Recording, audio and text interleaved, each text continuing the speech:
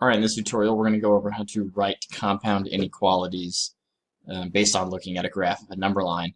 So kind of the reverse of what we were doing earlier, where instead of looking at an inequality statement and writing a graph based on it, now we're going to look at a graph and write an inequality statement based on that.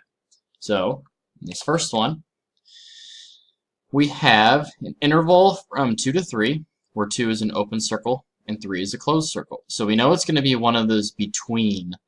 It's not an or, so we're going to have x in the middle. And we know that it has to be less than this 3 because it's going to the left of the 3.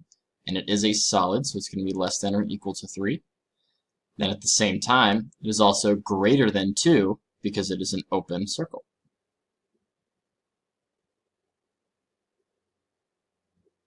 Okay, and the second one, they're going in opposite directions from the 110 and from the 112. So this is going to be an or inequality statement. So x could be less than 110,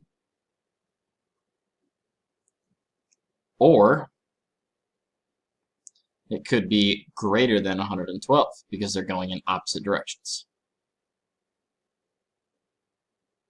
So just make sure you're paying attention to which way they're going. And then again, open circle or closed circle will determine whether it's just a regular old greater than or if it's a greater than or an equal to.